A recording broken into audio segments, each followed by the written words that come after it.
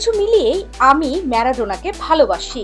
আমি ব্রাজিলিয়ান, তবুও আমি সহ আমার পরিবার ম্যারাডোনার ভক্ত। মেসিকেও আমরা ভালোবাসি। ম্যারাডোনা এক অন্য জগৎ।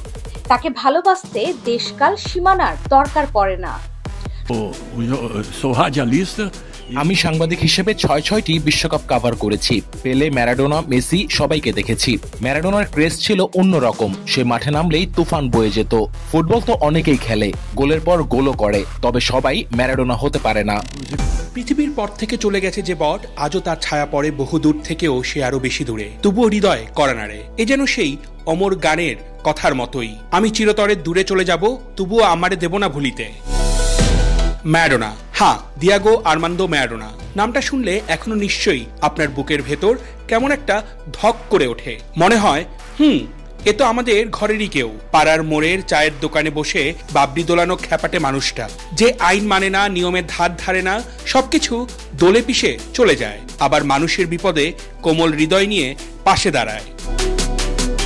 ফুটবল মাঠে ম্যারাডোনা নেই বহুদিন। জীবনের সব খেলা সাঙ্গ করে অসীমের পথ ধরেছেন ম্যারাডোনা মেলা দিন হলো, তবুও তিনি আছেন, খুব কাছেই আছেন। যারা ফুটবল ভালোবাসেন তাদের হৃদয়েও আছেন, যারা ফুটবল ভালোবাসেন না তাদের হৃদয়েও ম্যারাডোনা আছেন। কারণ ম্যারাডোনা কেবল একজন ফুটবলার নন, ফুটবলারের চেয়েও বড় পরিচয় তার আছে। তিনি মানুষ, তিনি একটা ম্যানিয়া। ম্যারাডোনা একটা ইমেজ। সকল হিসেব নিকেশের ওপরে ওঠে তিনি প্রকাশ্যে ফিলিস্তিনির পক্ষে দাঁড়ানোর সাহস রাখেন। ক্যাফিয়া গায়ে জড়িয়ে যিনি সংহতি জানান নিপীড়িত মানুষের সাথে। ম্যারাডোনা জীবনের প্রতীক। তিনি উচ্ছ্বাস, সংগ্রাম, পতন আর পুনর্জন্মের এক মঞ্চ। ফিদেল কাস্ত্রোর সঙ্গে তার বন্ধুত্ব, ল্যাটিন আমেরিকার বিপ্লবী রাজনীতির প্রতি তার অনুরাগ, তার মাঠের সেই অকল্পনীয় জাদু, সব মিলিয়ে ম্যারাডোনা নিজেই ছিলেন বিপ্লবের এক জীবন্ত জাদুঘর। 1986 সালের মেক্সিকো বিশ্বকাপে আর্জেন্টিনাকে চ্যাম্পিয়ন বানানো সেই ছোটখাটো মানুষটি হয়ে উঠেছিলেন লাখো বঞ্চিত মানুষের আশা। তার হ্যান্ড অফ গডের সেই গোলটাও তো প্রতিবাদী বটে। তিনিই তো দিয়েছিলেন গোল অব দ্য সেঞ্চুরি। কিন্তু ফুটবলের বাইরেও ম্যারাডোনার আছে অন্য জগৎ, রাজনীতি, প্রতিবাদ আর ভালোবাসা। কিউবার নেতা ফিদেল কাস্ত্রোর সঙ্গে তার সম্পর্ক ছিল পিতা পুত্রের মতো। হাভানার রাস্তায় একসঙ্গে হাঁটা, লম্বা সময় ধরে আলোচনা, এমনকি নিজের শরীরে ট্যাটু, সবকিছুতেই ফুটে উঠেছে ম্যারাডোনার কৃতজ্ঞতা ও মুগ্ধতা।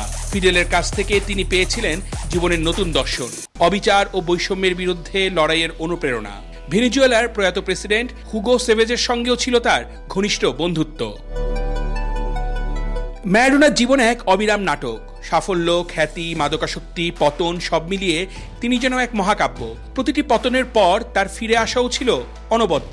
এ কারণেই তাকে ভালোবেসেছে গোটা পৃথিবী। তার হাসি, তার কান্না, তার রাগ, সবকিছুকেই পৃথিবী ভালোবেসেছে, মেখেছে গায়ে। সবকিছু মিলিয়েই আমি ম্যারাডোনাকে ভালোবাসি। আমি ব্রাজিলিয়ান, তবুও আমি সহ আমার পরিবার ম্যারাডোনার ভক্ত। মেসিকেও আমরা ভালোবাসি। ম্যারাডোনা এক অন্য জগৎ।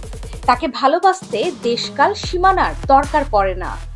সবকিছুর ঊর্ধ্বে গিয়ে তাকে ভালোবাসা যায়। তাই তো বহু হাইপ ছিল, ভাইব ছিল, তার ডাক নামেই ছিল সব। তারপরও ম্যারাডোনা কোনোদিন অভিজাতদের কাতারে নাম লেখাননি। তিনি বরং থেকেছেন নিপীড়িত আর মেহনিত মানুষের পাশে। তাই তো ম্যারাডোনা বলতে এখনো হুলস্থুল কাণ্ডও ঘটে যায়। ফিদেলের ছায়া পেয়ে ম্যারাডোনা শিখেছিলেন খেলা শুধু বিনোদনের জন্য নয়, এটি হতে পারে প্রতিরোধের হাতিয়ারও।